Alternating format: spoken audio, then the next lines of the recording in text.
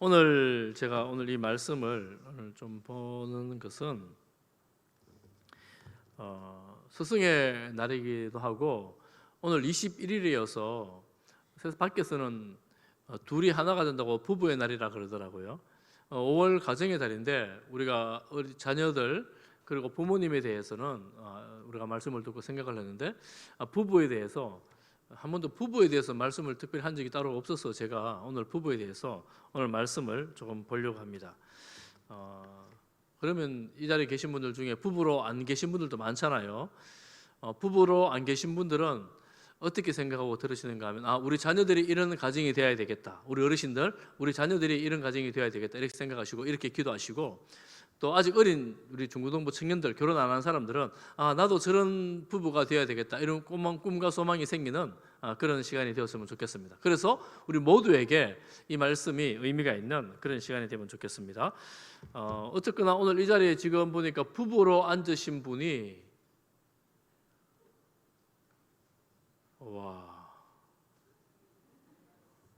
딱 두 가정이 좀 떨어져 앉았긴 해도 세 가정입니까? 예, 좀 떨어져 앉았는데 한 분, 두 분, 세 분, 네 분, 다섯 분, 다섯 분이 지금 부부로 앉아 계시네요.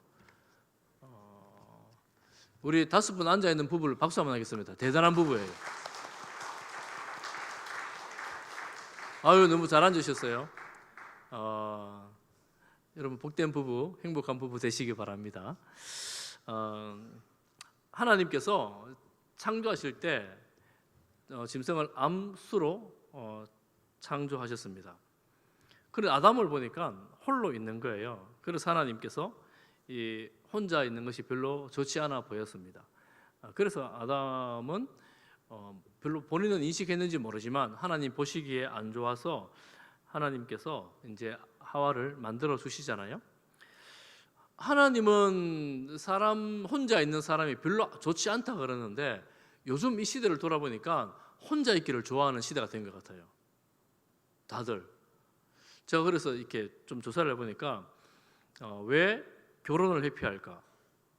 미혼 남녀 284명에게 물었다는데 여자들은 우리 청년들 여자 청년들은 왜 사람들이 결혼하지 않는다고 생각해요?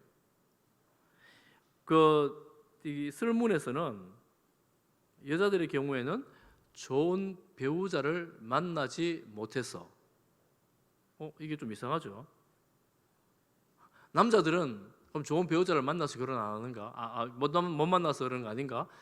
남자들은 1등이 뭐냐면 경제적인 부담감이 너무 커서 남자들은 내가 준비가 안 돼서 돈이 없어서 못 만나는 거고 여자들은 여러 가지가 있는데 1번이 그거예요. 좋은 배우자. 여자들 자기 눈에 보기에 내 마음에 두는 좋은 배우자를 만나지 못했기 때문이라고 말합니다.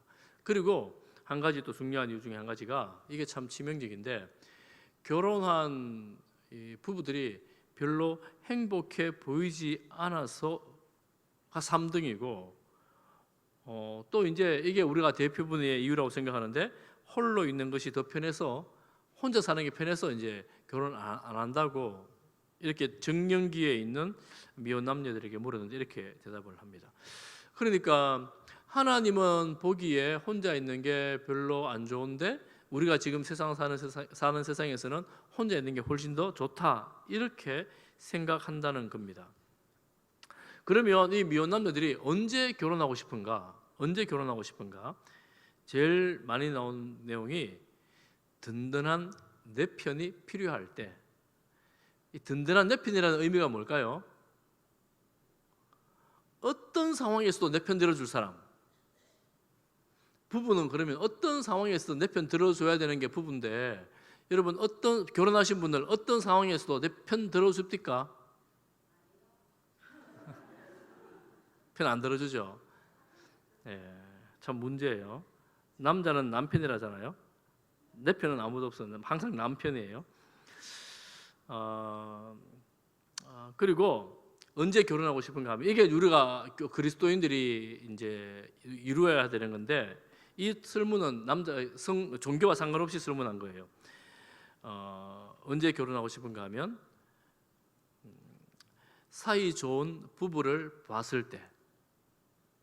그렇습니까 여러분? 젊은 우리 청년들 사이 좋은 부부를 보면 결혼하고 싶은 마음이 막 들어지겠죠? 예. 사이 좋은 사람이 별로 없나 봐요 요즘에. 그러니까 이거는 이제 우리 기존 어르신들 책임입니다. 부부가 사이좋게 지내야 되는데 사이좋게 지내질 않으니까 아이들이 저렇게 살 바에 혼자 살겠다 이렇게 생각을 하는 거죠. 제가 우리 애들에게 물어봐야 되는데 굉장한 도전입니다. 우리가 이제 결혼에 대해서 부부에 대해서 생각을 하면 이제 이상이 조금 있는 것 같아요. 이상.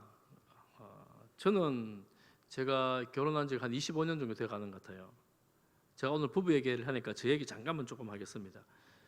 제가 결혼을 12월 달에 했습니다. 12월 달에 겨울 춥잖아요. 신대원 3학년 때 졸업 논문을 앞두고 결혼하느라고 졸업 논문도 제대로 못 쓰면서 하여튼 그렇게 이제 결혼을 했는데 어느 날 웨딩 업체에서 그 야외 촬영을 가자는 거예요. 그 당시에는 요즘은 제가 모르겠습니다. 그때 그렇게 했어요. 저 금호 강변에 그 12월 달에 어깨를 드러내놓고 추운 데서 야외 촬영 사진 찍자는 거예요.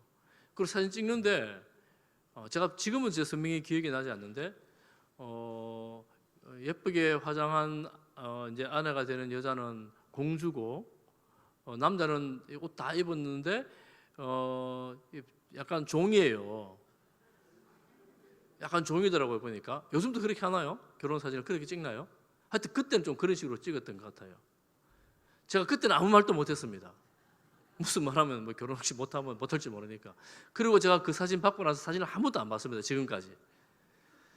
별로 보고 싶지 않더라고요. 이 결혼에 대한 이상 이런 게 있는데 누구는 왕이 되고 누구는 종이 되고 누구는 공주가 되고 누구는 종이 되고 이런 그가 혹시 젊은 우리 청년들이 내가 결혼하면 정말 행복할 거야. 나는 왕비로 공주로 살게 될 거야. 이렇게 만약 생각하고 있다면 지금 생각을 조금 바꾸시는 게 좋습니다. 미리 생각을 바꾸시는 게 좋아요.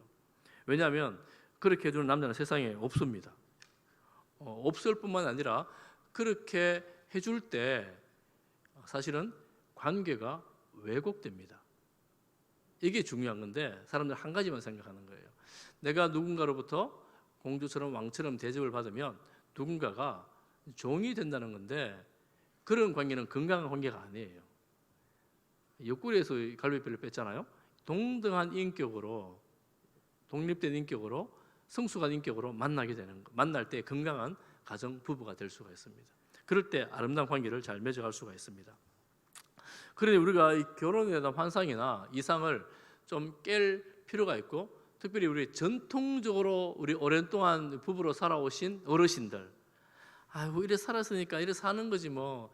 그리고 가끔 보면 그런 분들이 있어요. 남편을 보고 주인 이렇게 말씀하시는 분이 제가 우리 교회 신방을 다니면서 두 가정을 봤습니다. 남편을 이야기하면서 주인이라고 이야기를 하시더라고요. 제가 그때는 아무 말씀하지 않았지만 제가 두 가정을 기억하잖아요. 되게 충격적이었습니다. 아내들은 할머니 대 시대 어르신들은 남편을 보고 주인이라고 부르는구나. 우리 주인 이렇게 부르는구나. 혹시 지금 그렇게 부르는 분이 계시나 모르겠습니다. 주인이라고 불러요. 굉장한 호칭이잖아요. 아마 그 남편분은 세상 어디 가도 자기를 보고 주인이라고 말하는 사람 아무도 없을 거예요. 그런데 아내만 집에서 주인이라고 이렇게 불러주니까 감사해요 이렇게 해가지고 생각하면 좋은데 정말 주인처럼 군림해버리면 그 어떻게 되겠습니까? 좋게 생각해야 되죠. 하나님은 이 부부를 어떻게 만나게 하시느냐 하면 우리가 잘 아는 말씀 2장 18절 말씀에 보면 이렇게 말합니다. 내가 그를 위하여 돕는 배필을 짓겠다. 그러니까 아담이 혼자 있는 것이 좋지 않아서 아담을 위해서 돕는 배필을 짓겠다라는 거예요. 이 구절을 우리가 어떻게 이해하는가에 따라서 이 남자와 여자 부부간의 관계가 설정이 되는데 이제 우리는 전통적으로 그래 너는 날 도와야 돼. 남자분들이 아내를 보고 남편들이 아내를 보고 날 도와야 돼. 이제 이렇게 생각을 하는 거예요. 돕는 것이 전통이고 미덕이고 아름답고 좋은 거예요. 남편은 하늘이고 아내는 땅이고 뭐 옛날 이런 말들 했었잖아요. 그런데 표준 세번역에서는 이렇게 번역을 하고 있습니다. 제가 읽어드리겠습니다. 주 하나님이 말씀하셨다. 남자가 혼자 있는 것이 좋지 않으니 그를 돕는 사람 곧 그에게 알맞은 짝을 만들어 주겠다. 그러니까 돕는다는 말을 알맞다, 적합하다, 적합하다 이렇게 해석을 한 거예요.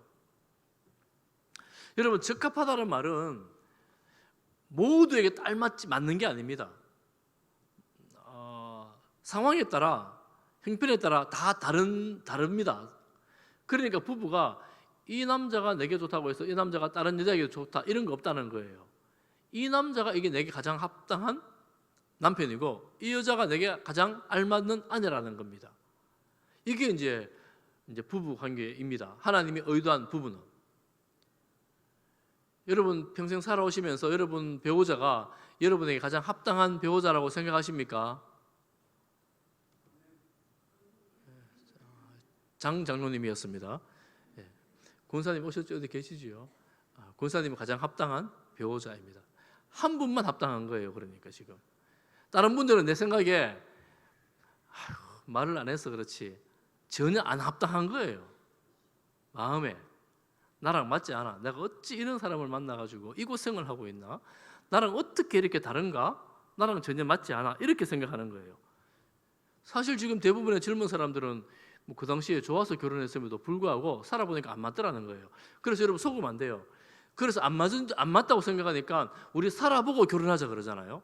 속습니다. 살아보면 맞을 것 같지요? 살아보면 맞는 것 같지만 사실 안 맞아요. 안 맞는데 결혼을 하겠어요? 해요. 뭐 다른 것 때문에, 뭐 이런 것 저런 것 때문에. 그러니까 우리 살아보고 맞춰보고 결혼하자는 말에 속으면 안 돼요. 절대 속으면 안 됩니다. 그거하고 다 알지도 못합니다. 나중에 또 말씀을 드릴게요. 그리고 이 돕는다는 말, 돕는 배필에 돕는다는 말의 용례를 좀 살펴보면 아주 특별한 한 가지를 발견할 수가 있는데 시편 115편 10절에 보면 아론의 집이여 여호와를 의지하라 그는 너희의 도움이시여 이렇게 말합니다. 시편 111편 2절에 보면 나의 도움은 천지를 지으신 여호와에게서로다. 이 도움이 다 같은 말이 단어거든요. 그런데 이 도움은 누가 누구를 돕는 거냐면 하나님이 이스라엘 백성을 돕는 거예요. 그러면 아내가 남편을 돕는 배필이 된다고 할 때 아내가 하나님이고 남편이 이스라엘 백성이 되는 건가요? 자, 그러면 남편이 뭐가 부족해서 아내가 도와줘야 되는 존재가 되어버리는, 그죠? 살아오신 분들 남편이 도와주는 게 많습니까? 아내가 도와주는 게 많습니까? 누가 더 많이 도와줘요? 살면서 평소에 집에서? 어른들이 그러시더라고요. 할머니들이 아이고 내가 더 오래 살아야 되는데 내가 더 오래 살아야 되는데 할머니들이 주로 그러시잖아요. 왜 그럴까요? 아시면서 말을 잘 안 하시죠. 남자는 혼자 살면 힘든 거 다들 알고 있어요. 근데 여자들은 혼자 살아도 뭐 괜찮은가 봐요. 도와주는 게 여자가 더 많은 거예요. 남편을 도와주는 게. 모르겠습니다. 경제적이면 또 다른 면이라고 볼 수 있지만 일반적인 생활 속에서 관계 속에서는 어쨌든 여자들이 남편을 도와주는 게 훨씬 더 많다라고 볼 수가 있습니다. 그러면 이 성경대로 사는 거예요. 남편의 연약한 부분을 아내가 도와줍니다. 돕는 사람이 유능한 사람입니까? 도움을 받는 사람이 유능한 사람들입니까? 돕는 사람이 유능한 사람이잖아요. 그러면 세상에서는 남자가 유능하고 남자가 능력이 있고 이렇게 말하지만 실제 삶으로 들어가면 아내가 훨씬 유능한 사람이 되는 거네요. 맞습니까?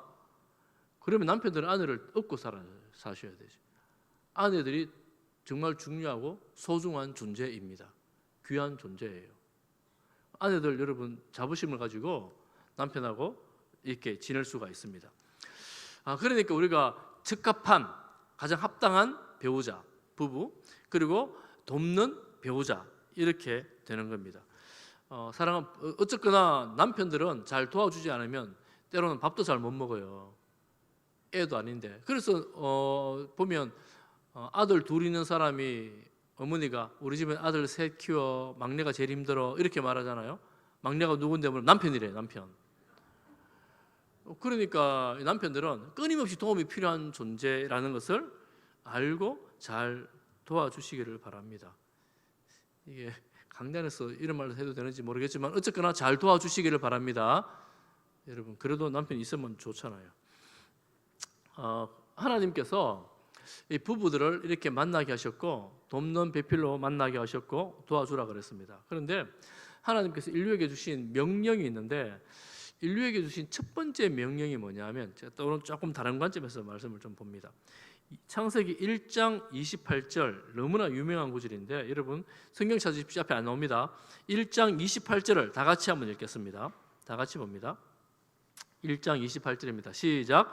하나님이 그들에게 복을 주시며 하나님이 그들에게 이르시되 생육하고 번성하여 땅에 충만하라. 땅을 정복하라. 바다의 물고기와 하늘의 새와 땅에 움직이는 모든 생물을 다스리라 하시니라.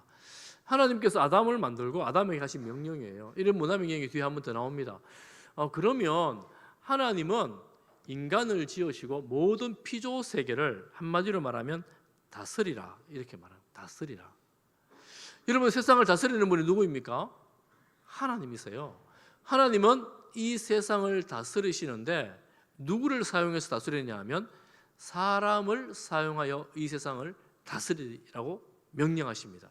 그래서 사람은 어떤 존재냐면 하나님의 이 세상 다스리는 그 다스림을 통치를 위임받은 통치권자라고 말할 수가 있습니다.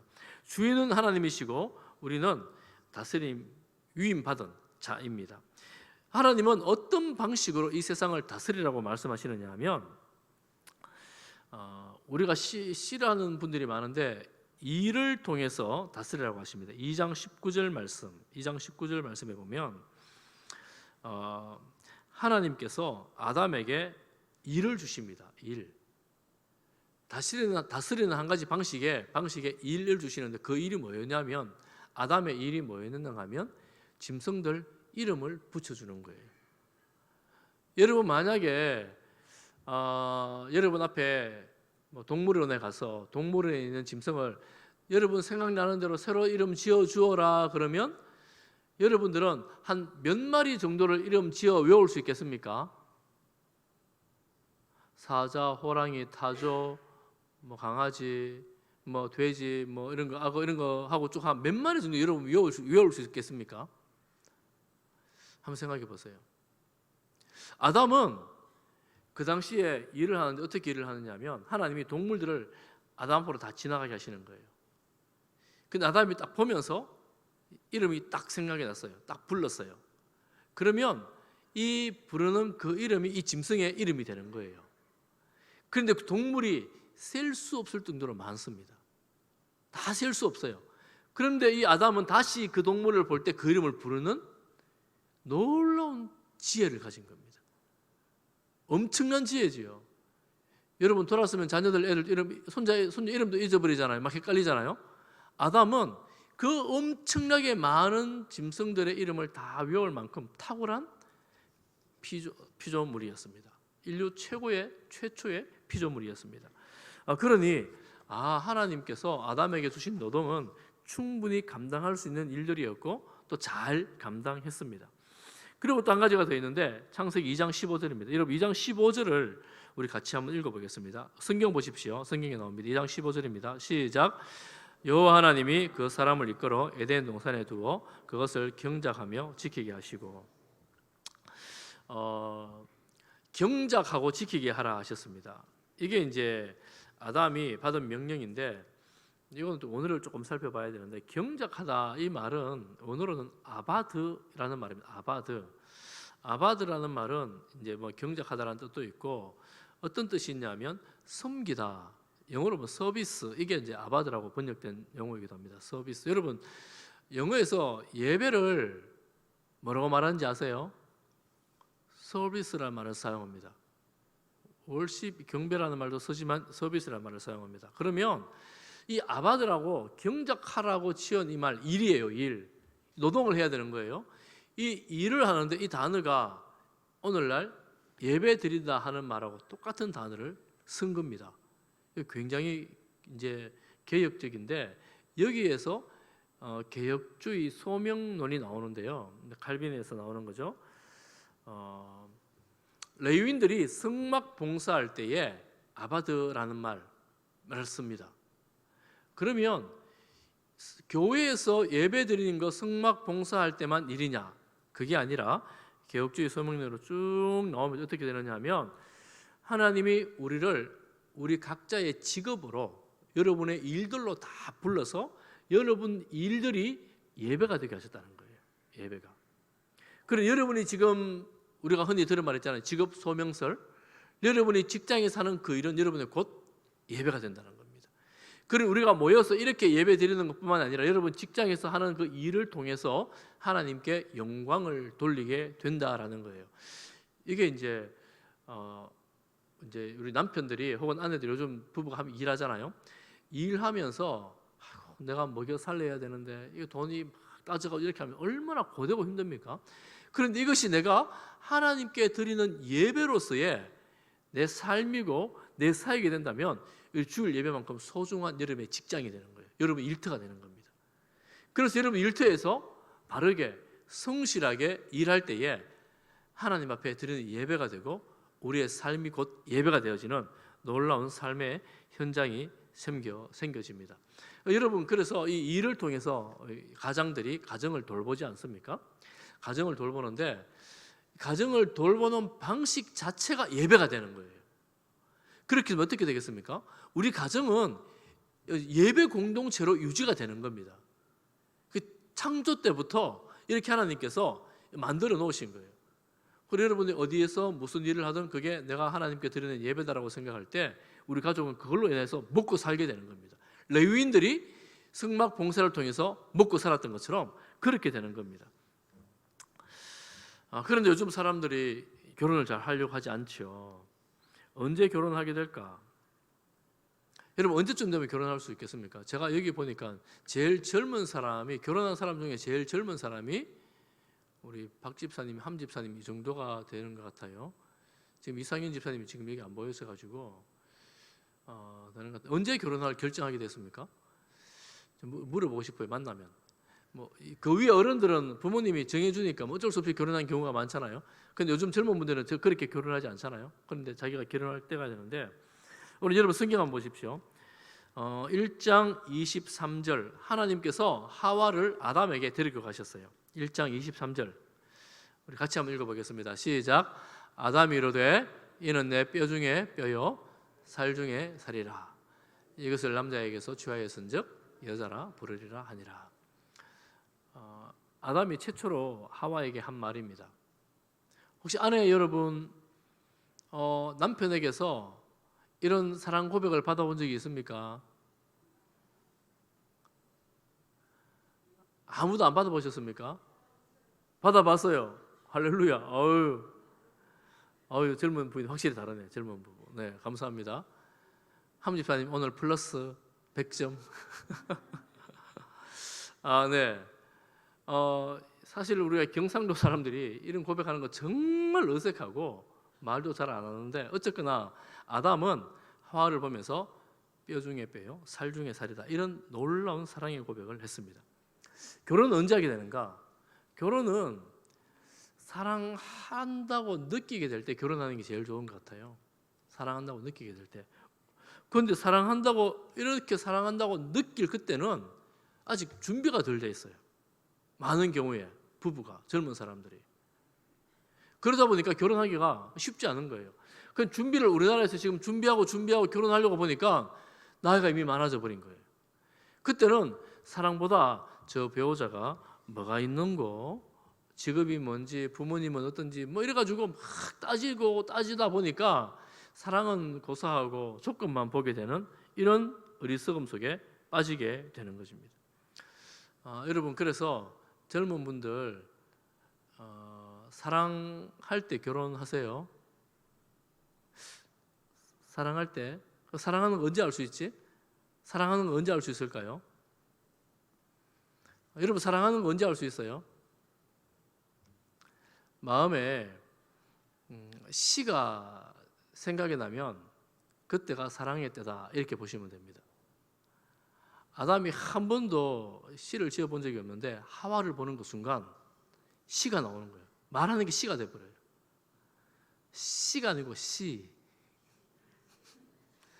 네, 시를 여러분 누가 그러더라고요. 시가 문학의 최고봉이다. 뭐 이런 말 하던데 뭐 남들이 알아주든 안 알아주든 그 상대방을 향해서 시를 한번 적어보시기 바랍니다.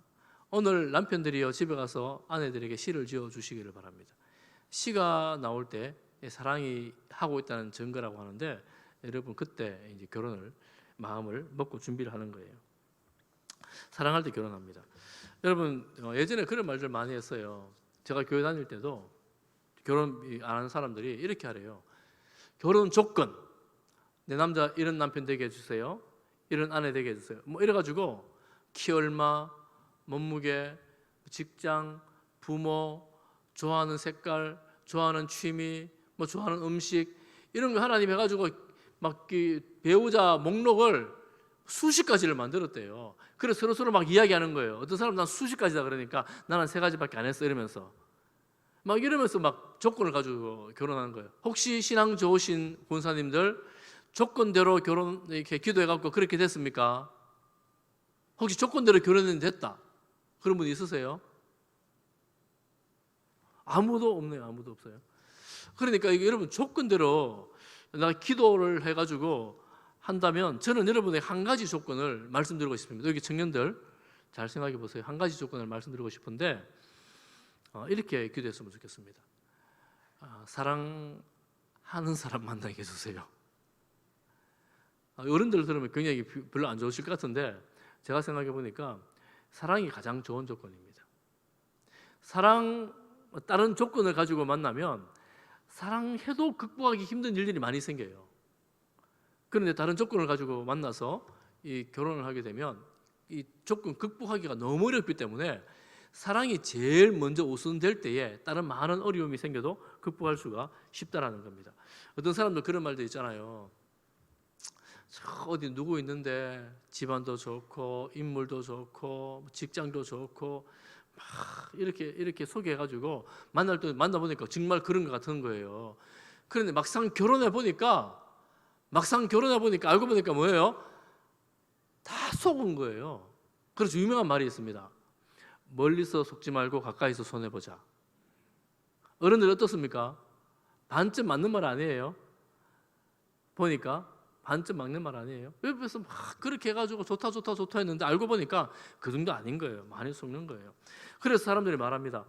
야, 내가 20년, 30년을 살았는데 사랑은 고사하고 이 사람은 속을 모르겠다. 여러분 함께 사시는 분 속 좀 알 것 같습니까? 지금 20년 넘게 사신 분들 30년 넘게 사신 분들 배우자 속을 알겠어요? 아직도 속 모르겠습니까? 이거 보니까 속을 모르는 일들이 너무너무 많아요. 너무 많아요. 그래서 저는 한 20년 넘게 사셨으면 속 그게 다예요. 더 딴 거 없어요. 지금 아는 만큼 그게 다니까 그냥 사시면 돼요. 사랑한다는 말 한 번도 못 들어봤는데 어떻게 해요 그러면? 사랑한다는 말은 고사하고 무슨 위해주는 말도 한 번도 못 들어봤는데 억울하잖아요. 이때까지 살면서 그랬으면. 남편 여러분 사랑한다고 제발 좀 한마디 해주세요. 오늘 집에 가서 꼭 사랑한다고 말씀해 주시기를 바랍니다. 어디 가거나 좀 가까이 좀 붙어 다니세요. 저 멀리 떨어져 걷지 마시고 옆에 좀 같이 다니시고 꼭 보면은 남편이 한 5m 빨리 가고 부인들 뒤에 한 3m 뒤에 따라오고 왜 그러시는지 모르겠어요. 좀 같이 가까이 좀 다니시고 사랑한다고 말씀해 주시고 그러면 사랑한다고 말 안 하면 소용없는가? 그렇지 않습니다. 사랑이 뭐냐 하면 제가 늘 말씀을 드리지만 제가 결혼식 가면 이 말씀을 늘 드리는데 사랑은 고린도전서 13장에 사랑은 제일 처음에 뭐예요? 사랑은 오래 참고 끝에는 뭐예요? 끝까지 견디느니라. 한번 따라해 보겠습니다. 사랑은 언제나 오래 참고 끝까지 견디느니라. 여러분 지금 20, 30년 살아오셨잖아요. 그게 사랑이에요. 참고 견뎌온 게 사랑이에요. 새로 딴 게 있는 게 않고 잘 속도 잘 모르고 때로는 마음에 별로 안 들고 그래도 이 참고 견디고 살아가는 게 사랑입니다. 여러분 지금 엄청나게 사랑하시는 거예요. 사랑하지 않았으면 이 자리에 없습니다. 엄청나게 사랑하시는 거예요. 그래 여러분 그 사랑으로 끝까지 견디시기를 바랍니다. 속으로 아이고 애들만 다 키워봐라. 애들만 다 키워봐라. 다 키우면 어떻게 키워? 다 키우고 살아야지 그냥. 다 키우고 사는 거예요. 그러니까 내가 지금 사랑하고 있는 거구나 생각하고 끝까지 하나님 앞에 설 때까지 이렇게 살아야 되겠다. 이렇게 사랑하면 그거 잘 살았는 거다. 이렇게 생각하시면 돼요.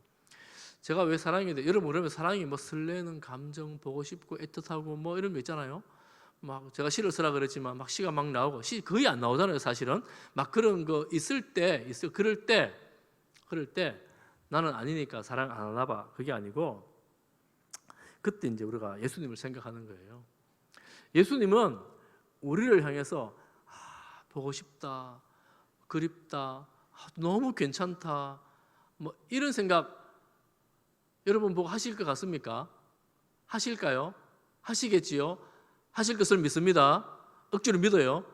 주님 나를 너무너무 사랑하시니까. 그런데 예수님 성경에 보면 우리를 끝까지 참고 기다리십니다. 예수님은 실망이 되든지 낙심이 되든지 좌절이 되든지 나는 포기하고 싶은데 포기하지 않는 분이 내가 아니고 예수님이에요. 그리고 우리는 하나님 그 사랑으로 살아가는 사람들입니다. 하나님 그 사랑으로. 여러분 끝까지 하나님 사랑으로 승리하시기를 바랍니다.